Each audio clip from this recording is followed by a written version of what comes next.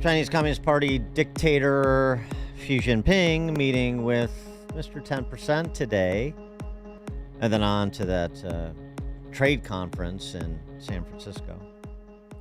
The streets of San Francisco What is going on? lined with Chinese Communist Party flags. And banners, yes. But I can't tell if that's just another day in San Francisco or if they're doing something Heyo. special for Xi. Well, they took the tents away and, people who defecated in the streets and picked up all the garbage for this big visit. Now they've been replaced with people waving happily Chinese flags. Simone Gao is a journalist and host of Zooming In with Simone Gao, current affairs program on YouTube. She joins us now. Simone, thanks for being with us. Appreciate it. Oh, thank you for having me on. Our friend of the show, one of our friends of the show, that would be Gordon Chang, has said America shouldn't even be participating in this. The president of the United States shouldn't even be participating in this because Xi is, and the Chinese Communist Party is not a legitimate regime. What's your reaction to that? Yeah, I agree with Gordon because China's purpose is very clear. Xi Jinping, China's economy is in big trouble. It needs Western investment and technology. So every time China needs the Western support, it will change its attitude and say, we're friends and we're no harm. We can still go back to the past and why don't we work together and stuff. But this has repeated many times. And every time China is back on its foot again, it changed.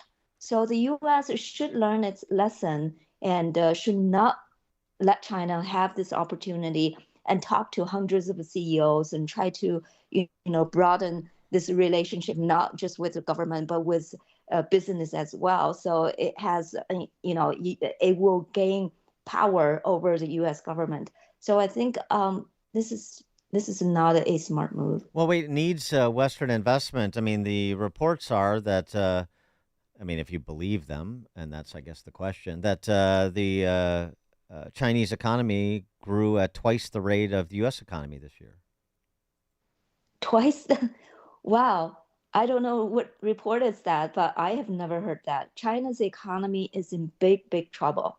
Even their own numbers are very bad. So, the real estate has collapsed.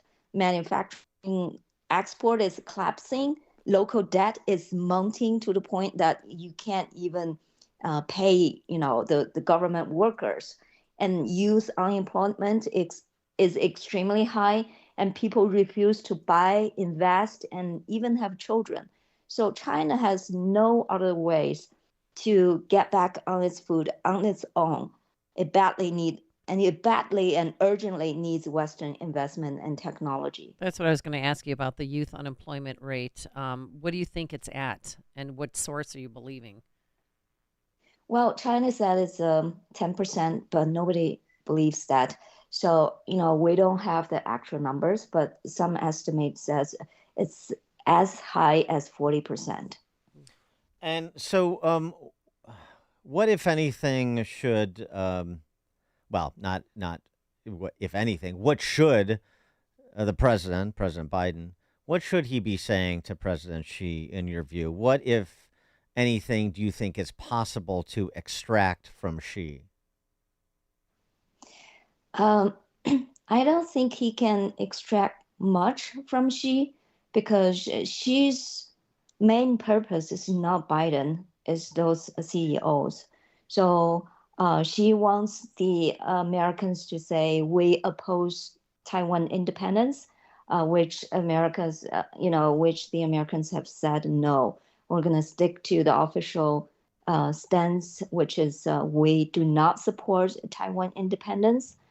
So I don't think Xi Jinping can get much from the Biden administration in that sense. But I think it just, you got to know its real intention is to engage and get investment and technology from America. So I think, U.S. is a democracy, so you cannot stop CEOs to meet with Xi. I guess that's the problem. Well, should Biden, I mean, if you were advising Biden, even though you'd advise him not to go, but he's going, so here's what you should do. You should tell, for example, you should tell Xi, we're going to ban TikTok.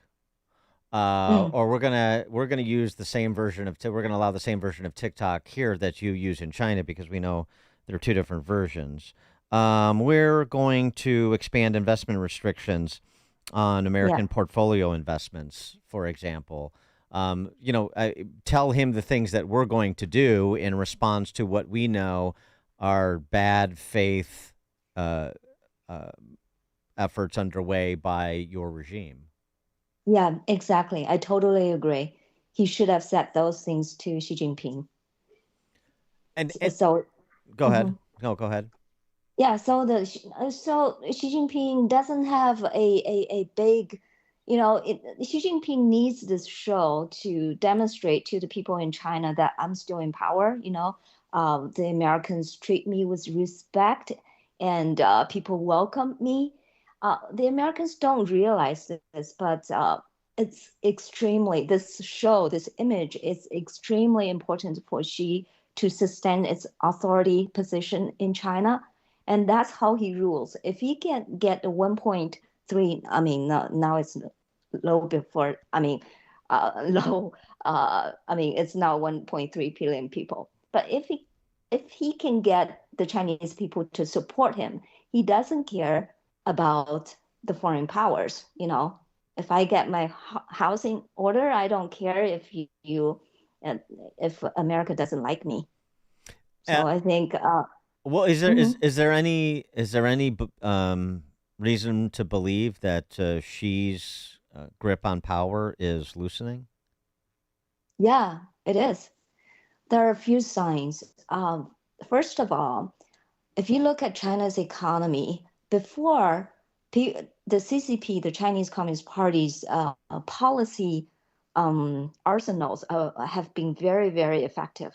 So, for example, the real estate, if the government issue certain policies, and I mean, if the government doesn't want the market to collapse, it has that power. Issues per certain policies, and people buy that. We're gonna, uh, the government is going to stimulate the market. Now it's a good time to invest.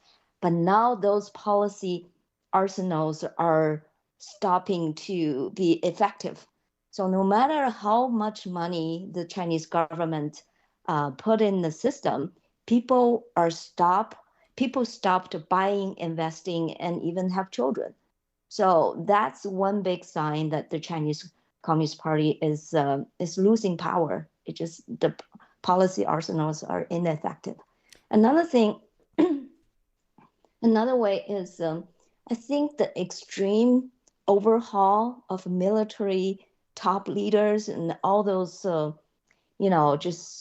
just very shaky overhauls, I think kind of demonstrate that Xi Jinping's power is not as stable as people perceive. Because for dictators, only they're in trouble. They cannot control the situation. They run on the killing spree. People have been suspecting, how the former Chinese premier Li Keqiang died, since he was only 60, 65, 68 years old. So that's very rare for a Chinese leader to die at that young age. So people are suspecting these things. And I tend to agree that Xi Jinping's power has weakened since he gained the third term from last year, like the end of last year. Otherwise, he wouldn't be acting so crazy. Is there anticipation among the populace that of war with the United States? Is there a belief that she will move on Taiwan? What's your sense of both the regime's posture as well as the people's understanding of its posture? Well, the CCP, the Chinese Communist Party, has always demonstrating this position that we're going to attack Taiwan very soon. Anytime we can attack Taiwan. But the thing is, I think Xi Jinping will try try everything he can to achieve this so-called unification with Taiwan without fighting. So using the so-called peaceful means to make Taiwan capitulate. So that's his number one priority. Well, what would that look? How is he going to use peaceful means to get Taiwan to voluntarily give up its independence? Well, he can say, you cannot depend on America. America would not protect you, but if we have to unify with you, but America will not protect you. So if that happens, Taiwan will be in war with China, which is disastrous for the Taiwanese people.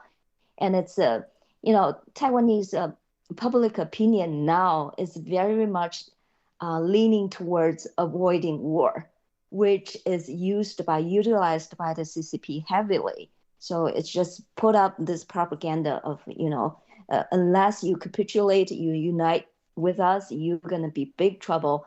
And, you're going to be war, and the U.S. would not protect you.